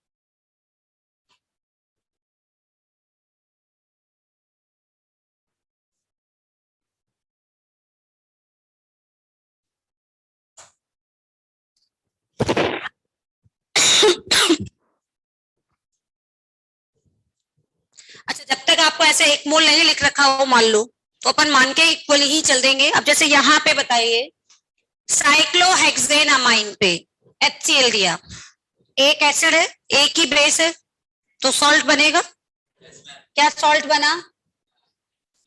NH3 प्लस हो जाएगा Cl माइनस। अब समझना, एक तो ये सिंपल रिएक्शन थी, अब ऐसे रिएक्शन आएगी तो इनमें से कौन सी रिएक्शन बनेगी या नहीं बनेगी अब समझेंगे। ये Cl माइनस, ये जो प्रोटॉन होता है ना, प्रोटॉन वो एक पॉलिटिशियन की तरह होता है, जिधर उसको दिखता है पार्टी में दबदबा ज्यादा दिखता है उस तरफ पार्टी चेंज कर लेता है, जैसे कई नेता लोग करते हैं, आजकल चुनावी माहौल है इसलिए। प्रोटॉन उसके पास रहना पसंद करता है जिसकी बेसिक स्ट्रेंथ ज्यादा है। अकेला ये दिखा, इसके पास और कोई ग्रुप ही नहीं है इसमें, तो इसने सोचा यार चलो इसी के पास चलते हैं, यही तो चल रही है पार्टी, अब एक ही है नाइट्रोजन, इसके पास चला गया। अब जैसे ही मैंने इस सॉल्ट में ये एनिलीन मिलाया, ठीक है, अब आपके पास एक मान लीजिए एक बीकर में एनिलीन था, HCl मिलाया, सॉल्ट बन गया। अब उस सॉल्ट को मैं दो अलग अलग टेस्ट ट्यूब में डाल रही हूँ। एक टेस्ट ट्यूब में वो डाला जिसमें एनिलीन है और एक में मैंने ये कंपाउंड डाल रखा है। तो बताओ इन दोनों में से किस में रिएक्शन होगी, किस में नहीं होगी? दोनों होंगी, दोनों नहीं होंगी, इस तरह का क्वेश्चन पूछेगा। वो जो प्रोटॉन है वो पार्टी चेंज करता है। कैसे? वो हमेशा अपने से स्ट्रॉन्गर बेस के पास शिफ्ट होके नया सॉल्ट बना सकता है, लेकिन कभी भी अपने से वीक का सॉल्ट नहीं बनाता। यदि दो बेसिक कंपाउंड गिवन हो तो हमेशा सॉल्ट स्ट्रॉन्गर बेस का बनेगा। मैं सारी थ्योरी पॉइंट लिखा दूंगी, पहले आप सिर्फ समझ लेना, अभी से ये बात लिखा दूंगी। If during reaction always proton form salt of stronger base. अब आप इसको कैसे कंपेयर करोगे कि ये रिएक्शन होगी या नहीं होगी? यानी इसका मतलब ये NH2 था, प्रोटॉन को हटा के देखो, ये सिंपल साइक्लोहेक्सेन अमाइन है और एक एनिलीन है। बताओ इन दोनों में स्ट्रॉन्ग बेस कौन है? इन दोनों में यही स्ट्रॉन्ग बेस है। तो इसको मिलाने पर प्रोटॉन इससे इसमें शिफ्ट होना चाहेगा या इसी के पास रहना चाहेगा? क्यों नहीं शिफ्ट होगा इसमें प्रोटॉन? क्योंकि ये इसके कंपैरिजन में कैसा है? Weak base. ये वीक बेस है और ये इसके कंपैरिजन में कैसा है? Strong base. और हमेशा प्रोटॉन किसके पास रहना पसंद करता है? स्ट्रॉन्ग बेस के पास, क्योंकि अपन बेसिक स्ट्रेंथ का मीनिंग ही यही पढ़ रहे हैं। तो क्या P से R रिएक्शन होगी? Reaction not possible. क्या ये पॉइंट समझ आया? हमेशा सॉल्ट किसका बनता है? स्ट्रॉन्ग बेस का। या ये कहें प्रोटॉन हमेशा किसके पास रहना पसंद करता है? स्ट्रॉन्ग बेस के पास। यदि दो या दो से ज्यादा बेसिक कंपाउंड दे रखे हों तो प्रोटॉन हमेशा स्ट्रॉन्गर बेस के पास ही रहेगा। अब आते हैं, यदि मैंने इसमें ये मिलाया तो इसको मत देखो, इसको देखो, इन दोनों को कंपेयर करो। बताओ इन दोनों में स्ट्रॉन्ग बेस कौन है? ये स्ट्रॉन्ग बेस है या सेकंड वाला स्ट्रॉन्ग बेस है? क्यों? तो लोकलाइज तो इसमें भी था, इसको मैं अलग से बना दूं। यहां पे ये NH2 और ये मैंने ऐसे बना के दिया। बताओ इन दोनों में कौन स्ट्रॉन्ग बेस है? रीजन के साथ एक्सप्लेन करना है, फर्स्ट या सेकेंड। ये भी लोकलाइज, ये भी लोकलाइज, चलो ये मैंने बता दिया। ये भी sp3, ये भी sp3, ये भी मैंने बता दिया। ये भी नाइट्रोजन, ये भी नाइट्रोजन। सेकेंड वाला क्यों? हाँ, इसमें भी प्लस आई लग रहा है। कहां लग रहा है माइनस आई? बताओ। Every carbon is sp3। Ma'am NH2 का ज्यादा होता है प्लस NH से। बिल्कुल सही। इधर देखो, इन दोनों में आप ये बोलना कि प्लस आई माइनस आई, ये तो गलत है। आप देखो ना खुद से, सारे कार्बन sp3 है, इसमें भी हर कार्बन sp3 है, तो दोनों साइड से प्लस आई लग रहा है। दोनों sp3 है, दोनों का लोकलाइज है, दोनों नाइट्रोजन है। इसमें जो बेसिक एटम है उसको एक सारे मिलकर के एक ही रास्ते से तो इलेक्ट्रॉन देंगे, एक ही रास्ते से प्लस आई पैक मिल रहा है। इसमें देखो, इस नाइट्रोजन के साथ ये वाला बॉन्ड भी इधर से देगा, ये वाला बॉन्ड भी, यानी इस नाइट्रोजन को कितनी साइड से प्लस आई मिल रहा है? दो साइड से। इसमें कितनी साइड से मिल रहा है? एक साइड से, क्योंकि दोनों साइड कार्बन है, दोनों कार्बन sp3 है और sp3 नाइट्रोजन है, तो कार्बन और नाइट्रोजन में किसकी EN ज्यादा होगी? नाइट्रोजन की, तो वो इलेक्ट्रॉन खींचना चाहेगा, खींच लेगा दोनों साइड से और अपनी डेंसिटी को बढ़ा लेगा। जबकि यहाँ नाइट्रोजन केवल एक ही तो इलेक्ट्रॉन से, एक ही कार्बन से तो इलेक्ट्रॉन विड्रॉ कर सकता है, इसको एक ही प्लस आई मिलेगा, इसको कितना प्लस आई मिल सकता है? 2। इसलिए कौन स्ट्रॉन्गर बेस हुआ? सेकेंड। और हमेशा प्रोटॉन किसके पास जाना पसंद करता है? Strong base. तो क्या ये रिएक्शन होगी? बताओ क्या रिएक्शन होगी? इसका तो सॉल्ट बन जाएगा और ये फ्री हो जाएगा। ये रिएक्शन की पहचान है कि सॉल्ट हमेशा स्ट्रॉन्ग बेस का बनता है और वीक बेस रिलीज हो जाता है neutral form. Weak base neutral form में रहेगा, स्ट्रॉन्ग बेस का सॉल्ट बनेगा। Reaction possible.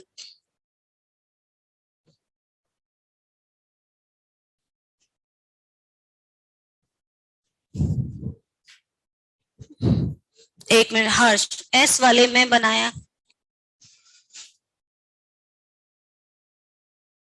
हाँ बेटा हर्ष बिल्कुल सही है, यही आपका समझाया हुआ है। फर्स्ट में 1 प्लस आई, दूसरे में 2 प्लस आई, बिल्कुल सही। एक मिनट,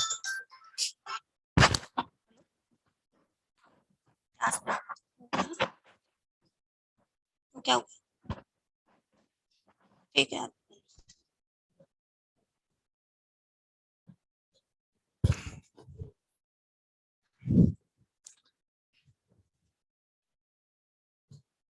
चलो नोट कर लिया। मैम दूसरा वाला भी नहीं करे हैं। हाँ दूसरे वाले को लिखा रहने देती हूँ।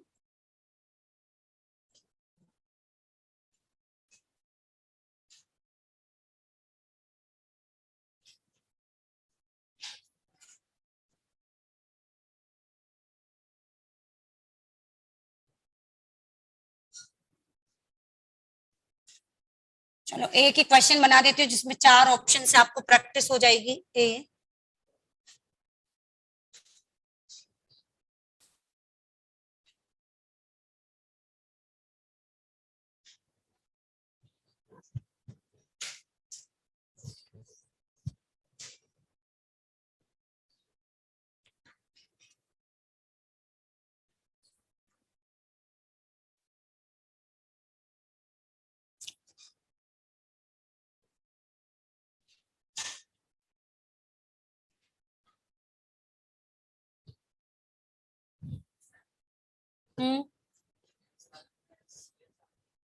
Cl तो अपन मान के चल रहे हैं कि इसमें Cl ब्रैकेट के बाहर है। कैटायन अपन को मेन है कैटायन बनाना, Cl तो सॉल्ट होगा।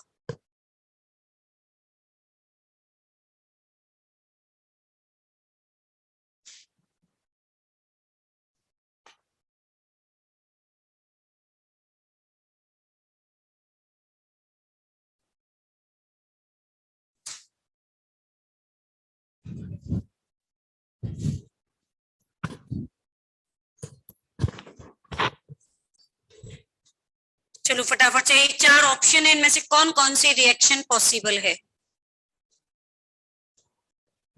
चारों को करो तो सही।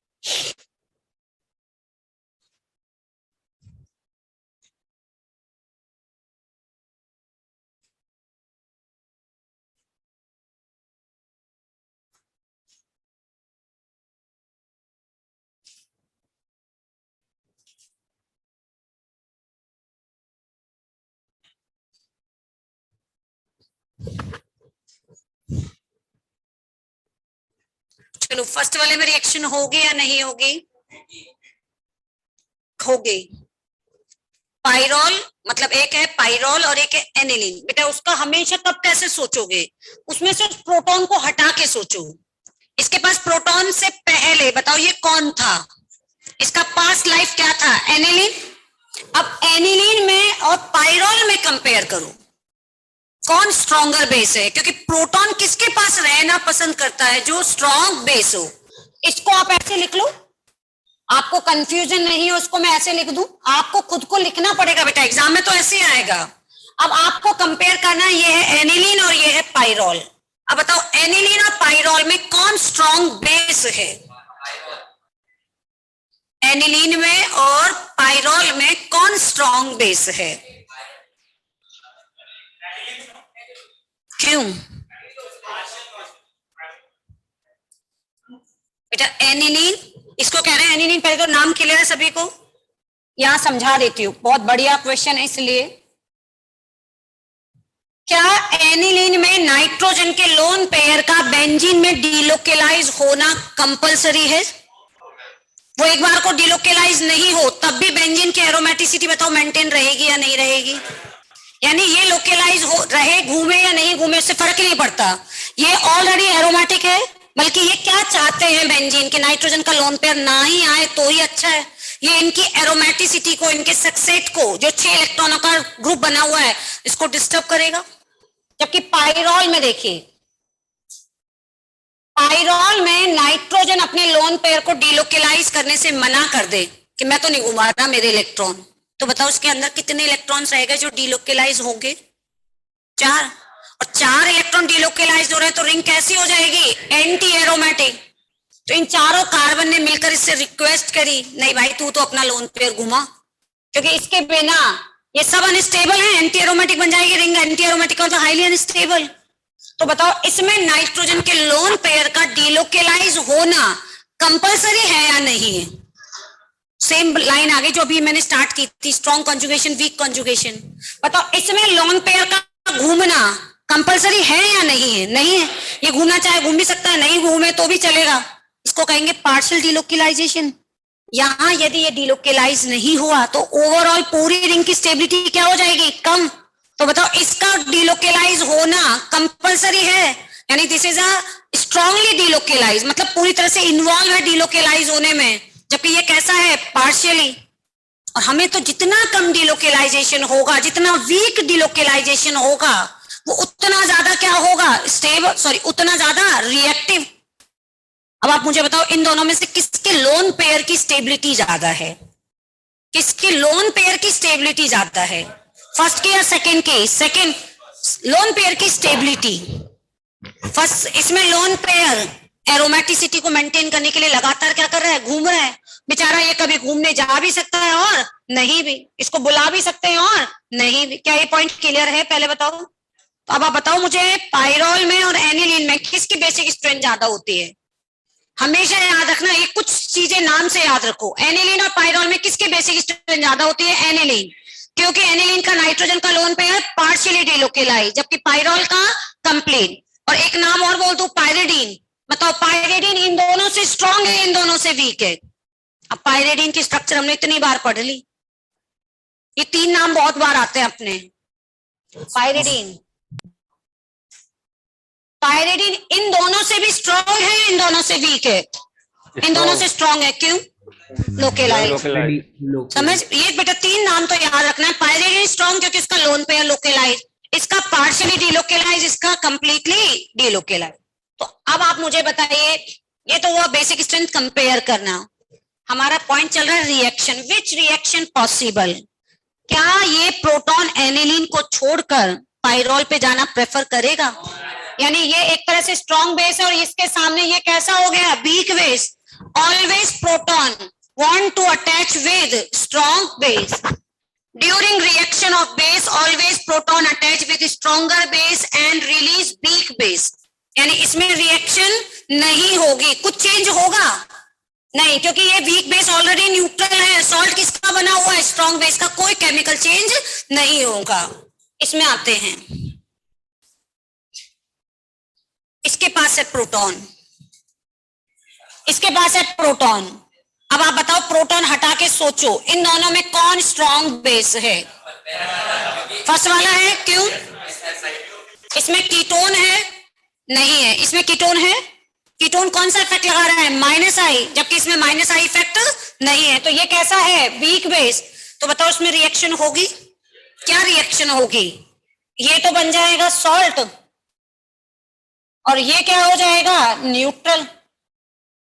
यही लिखा है बेटा, हमेशा सॉल्ट स्ट्रॉन्ग का बनता है, weak acid sorry weak base neutral form में रिलीज होगा। मैम कीटोन का प्लस एम देखेंगे ना?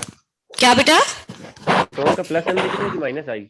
कीटोन बेटा माइनस आई और माइनस एम। यहाँ पे कौन सा प्लस एम लगा रहा है बेटा? यहाँ तो ये बहुत अच्छे से माइनस एम लगा रहा है, माइनस आई। ठीक ठीक मैम। बेटा SiP लगता है एनिलीन पे, ये एनिलीन नहीं है। SiP किस पे लगता है? एनिलीन।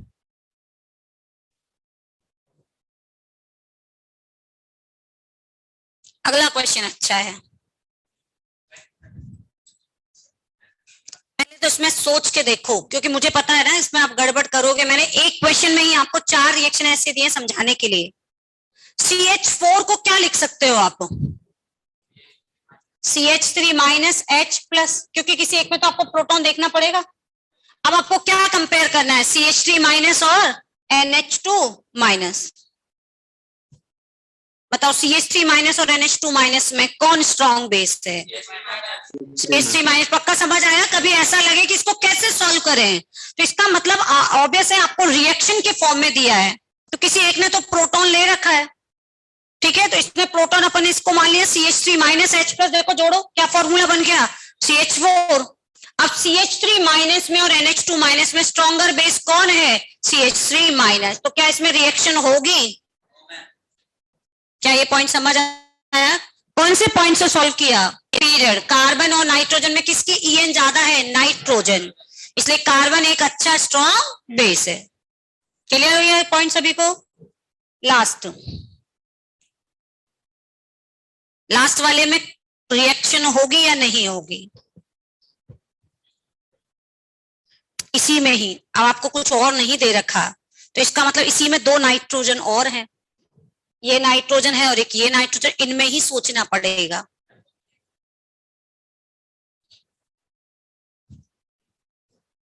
आराम से लिख लो, पहले ये सारा नोट लिखो, कोई जल्दबाजी नहीं है, पहले नोट लिखें और समझें। ये नोट लिख लिया था? ओहो, एक मिनट, ठीक है। तो during reaction of base always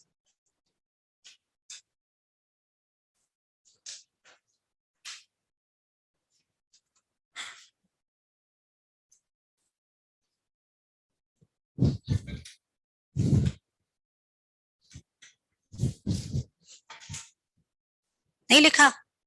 नहीं, अब तो वैसे भी मैंने कंप्लीट कर दिया दोबारा। During reaction of base always proton attach with stronger base. During reaction of base always proton attach with stronger base and release weak base as a neutral form.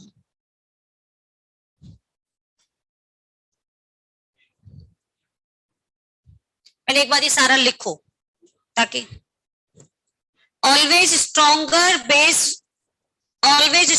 base with more strength react with acid. Acid के साथ हमेशा stronger base react करता है, जिसकी basic strength चाहे तो यहाँ पे मोर बेसिक स्ट्रेंथ।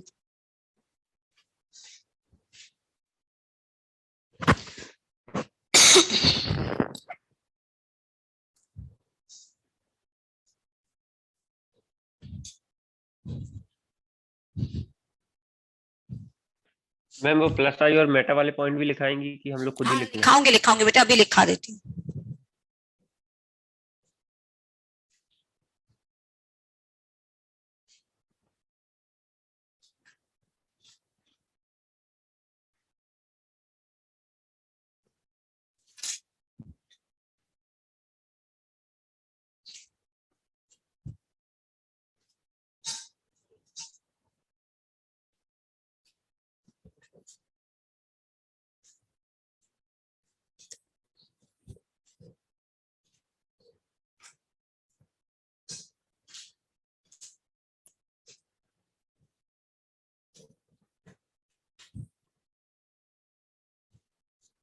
इसके बाद इस क्वेश्चन के बाद पहले तो अलग से लिखना,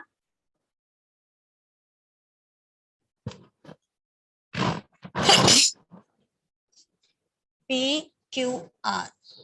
पहले समझना बेटा एक बार, एक ये कंपाउंड है, इसका नाम है guanidine, the most basic organic compound. आपको ग्वानिडीन यदि ऑप्शन में आ जाए कभी भी इसको कंपेयर नहीं करते, द मोस्ट बेसिक ऑर्गेनिक। अब तक के जितने भी ऑर्गेनिक कंपाउंड्स हैं, इवन आयनिक कंपाउंड, ऑर्गेनिक में सबसे स्ट्रॉन्ग बेस होता है। यदि ये दे रखा हो उसको उठाओ, सबसे आगे लिख देना, सबसे, इसको किसी के साथ कंपेयर नहीं करते, एनिलीन पायरिडीन कुछ भी बना के दे, ऑर्गेनिक, ठीक है, इनऑर्गेनिक के साथ कंपेयर नहीं करना। अब इसमें भी मैंने 3 नाइट्रोजन है, PQR, जल्दी से इनको कंपेयर करते हैं। पहला पॉइंट क्या लिखा है, ग्वानिडीन पूरा किसी नॉर्मल कंपाउंड से मोस्ट बेसिक है, नॉर्मल कंपाउंड से।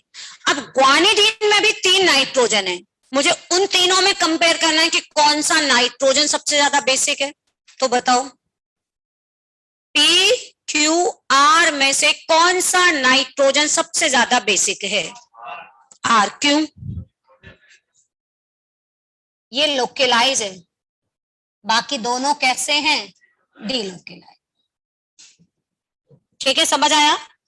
अब देखिए R सबसे ज्यादा बेसिक, R की बेसिक स्ट्रेंथ को समझाने के लिए, क्योंकि लैंग्वेज कुछ भी आ सकती है, एक तो इसका लोन पेयर लोकेलाइज है इसलिए, दूसरा आप ध्यान से देखो, इस नाइट्रोजन का लोन पेयर आपने पढ़ा डीलोकेलाइज है, लेकिन किसके साथ है डीलोकेलाइज? इसी की तरफ तो आ रहा है। ये नाइट्रोजन भी कह रहा है कि उसको रख अपने पास, हम और दे रहे हैं तुझे, ये भी इसी को दे रहा है, इस साइड वाला भी देखो इसी को दे रहा है, यानी इस नाइट्रोजन की डेंसिटी बहुत ज्यादा है। सपोज कभी लैंग्वेज में दूसरी तरह से लिखा हो, ये साइड वाले दोनों NH2 इस NH को क्या लगा रहे हैं? प्लस m इफेक्ट लगा रहे हैं भाई, ये भी अपने इलेक्ट्रॉन इधर ही ट्रांसफर कर रहे हैं by the help of conjugation, ये भी अपने इलेक्ट्रॉन इधर ही ट्रांसफर कर रहा है, तो हम कह सकते हैं दोनों नाइट्रोजन इधर ही ट्रांसफर कर रहे हैं, यानी दोनों इस वाले नाइट्रोजन को R को क्या लगा रहे हैं? प्लस m इफेक्ट से सपोर्ट कर रहे हैं, इसकी चार्ज डेंसिटी सबसे ज्यादा हो गई। अब बताओ P में और Q में पक्का बराबर है? मैंने वही रिएक्शन दिया, अब आप ध्यान से आओ रिएक्शन पे। ये नाइट्रोजन सिंगल बॉन्ड वाला, कौन सा? P और Q, क्या ये इस पे जाएगा? इन दोनों की तो बेसिक स्ट्रेंथ क्या होती है? इक्वल। और ये जो डबली बॉन्डेड नाइट्रोजन है, इसकी बेसिक स्ट्रेंथ क्या होती है? ज्यादा। तो बताओ इसमें रिएक्शन होगी या नहीं होगी? होगी। क्या सॉल्ट बनेगा? NH2 double bond NH2। समझ आया बेटा? रिएक्शन कुछ भी नहीं है, वही सेम बेसिक स्ट्रेंथ को कंपेयर करने का तरीका है, उसको बस रिएक्शन के वे में चेंज कर दिया, अदरवाइज है वही बेसिक स्ट्रेंथ कंपैरिजन। ये NH2 हो गया, ये NH2 हो गया, ये वाला प्रोटॉन यहां से निकलकर इसके पास आ गया। बेटा इसमें मैंने क्या किया, इसको मैं ऐसे लिख दूं NH3, हाँ तो यही बता रही हूं, इसको मैंने NH3 प्लस लिख दिया। अब मुझे बताओ P और R में कौन ज्यादा बेसिक है? R। तो बताओ ये प्रोटॉन इससे हटकर इस नाइट्रोजन के पास आएगा नहीं आएगा? प्रोटॉन किसके पास रहना पसंद करता है? तो ज्यादा बेसिक होता है। तो मैंने क्या किया, यहां से प्रोटॉन हटा के, इसी पे तो लिखा है डबली बॉन्डेड नाइट्रोजन पे, प्रोटॉन यहां से हटा के उस डबली बॉन्डेड नाइट्रोजन पे लिख दिया। आया समझ में?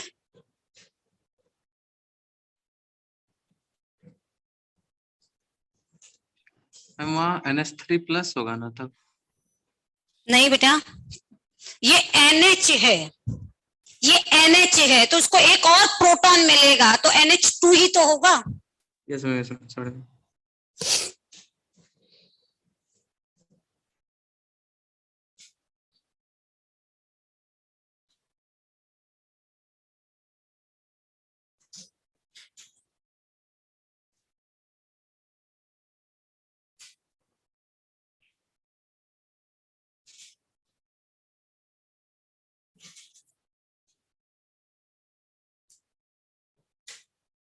P is very strong base than Q. Why?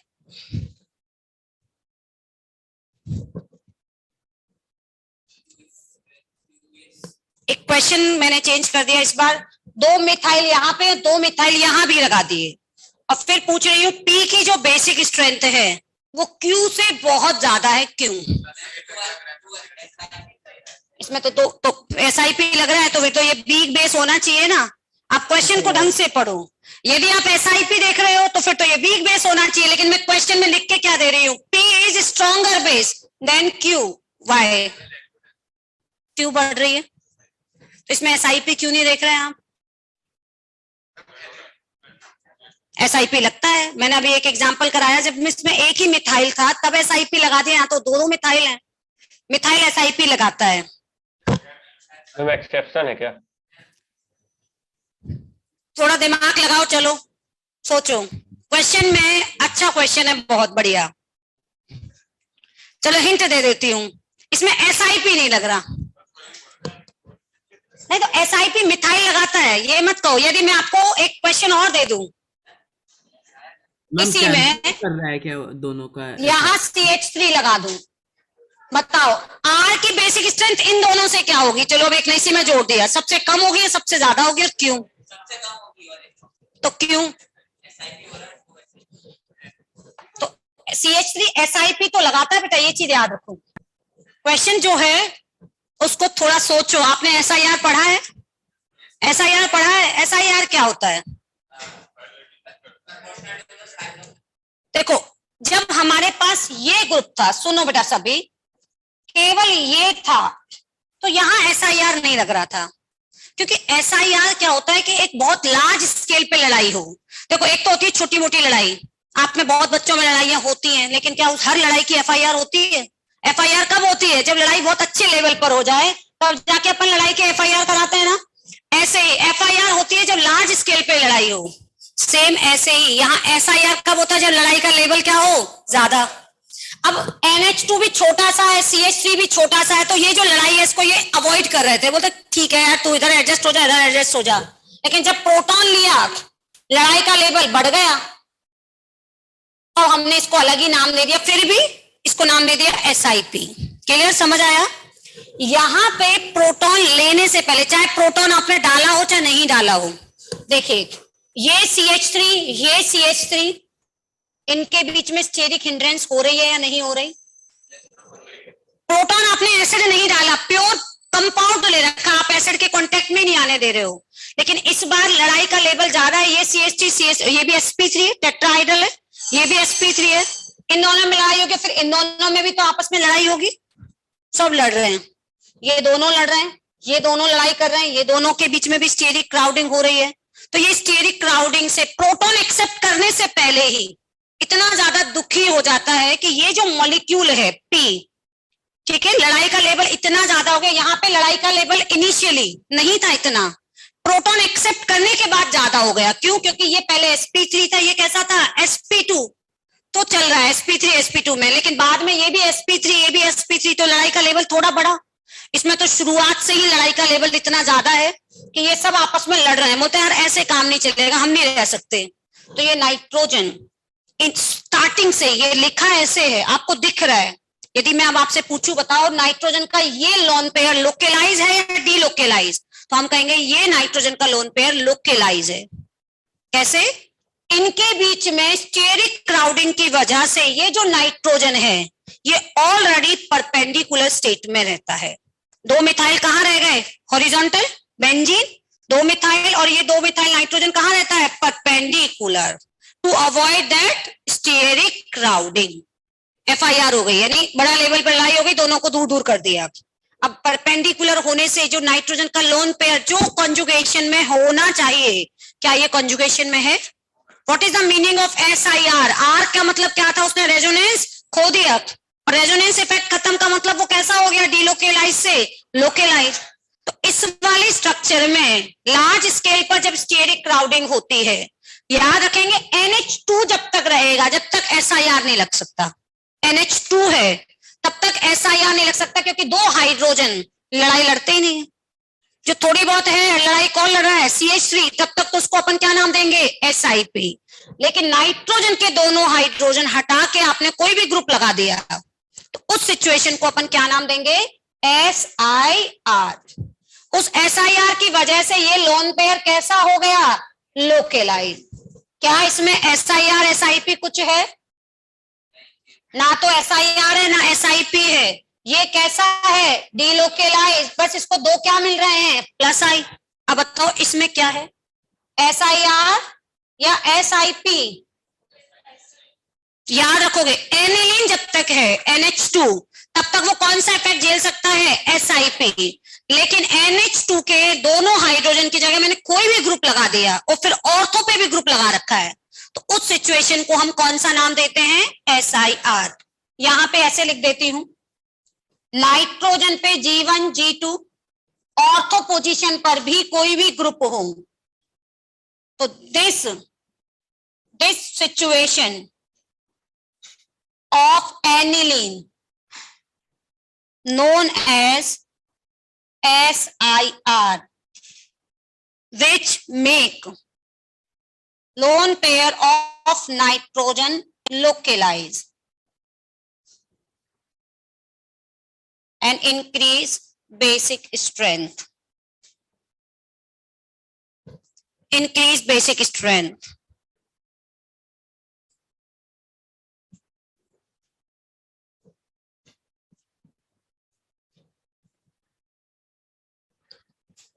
ठीक है, क्या ये पहले बताओ SIR SIP ढंग से पढ़ना समझना। केवल अब एक हमारा हाइड्रोजन बॉन्डिंग का पॉइंट रहा है, अदरवाइज वो जो रह गया पॉइंट वो तो लिखा दूंगी। बेसिक स्ट्रेंथ कंप्लीट है अपना। एक हाइड्रोजन बॉन्डिंग का पॉइंट आता है, वो भी मिथाइल इथाइल प्रोपाइल और ब्यूटाइल में ही लगता है, सिर्फ 4 में ही।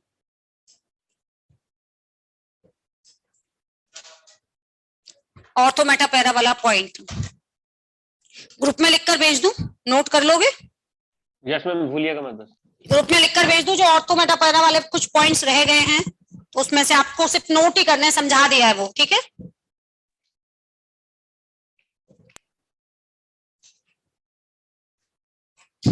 ये बहुत बढ़िया क्वेश्चन है, पूछा भी जाता है बेटा। देख इसमें SIR है, ध्यान रखना, इसमें SIP और मिथाइल SIP लगाता है, SIR भी लगाता है, बट ठीक है। NH2 जब तक है तब तक तो उसमें कौन सा सोचना है, SIP है, दोनों ही ऑर्थो पे, और N के भी दोनों हाइड्रोजन हटा के कोई भी ग्रुप लगा दिया तो वो कौन सा इफेक्ट लगाने लग जाएगा, SIR। वो बहुत ज्यादा बल्कि ग्रुप हो जाता है। SIR कब लगता है, जब FIR होती है, ऐसे याद रखो। और FIR का मतलब लड़ाई बड़े लेवल पर। मैम हाँ जी, मैम फर्स्ट P वाले में SIP लग ही नहीं रहा है, SIR डोमिनेट कर रहा है SIP को। SIR डोमिनेट कर रहा है। SIR जब होता है ना बेटा, तो SIP, ortho effect, mesomeric effect सब रह जाते हैं। सबसे डोमिनेंट इफेक्ट होता है SIR, क्योंकि उसने परपेंडिकुलर ही कर दिया ना उसको। कब, प्रोटॉन लेने से पहले ही, यानी ओरिजिनली सिचुएशन पर ही, वो परपेंडिकुलर सिचुएशन में है, ठीक है मैम। हाँ बेटा, देखूंगी बेटा कल की सिचुएशन को, यदि कर लेंगे, और टाइम टेबल में भी पूछ लेती हूँ अभी सुबह, क्योंकि हम लोगों की ना मैम हो सकता है कल मैथ्स की डाउट क्लास लगे, 11th क्लास के कुछ चैप्टर्स की। अच्छा, कोई बात नहीं, तो मंडे में ही लग जाएगी। मैंने बोल दिया मंडे ट्यूसडे तो लूंगी क्लासेस, है ना। और बेसिक स्ट्रेंथ को ढंग से पढ़ना है, तभी हमें एसिडिक स्ट्रेंथ समझ में आएगा। एसिड स्ट्रेंथ जस्ट इसका अपोजिट ही अपन एसिड में करते जाएंगे। होमवर्क में एक्सरसाइज 1 सेक्शन A पार्ट 1 और पार्ट 2, ठीक है, GOC 2 में। हाँ, GOC 2 में ये करके लाइएगा बेटा होमवर्क सभी। बेसिक स्ट्रेंथ 5-6 हो सकता है, 2-3 क्वेश्चन आपसे नहीं हो, छोड़ देना, हाइड्रोजन बॉन्डिंग से रिलेटेड।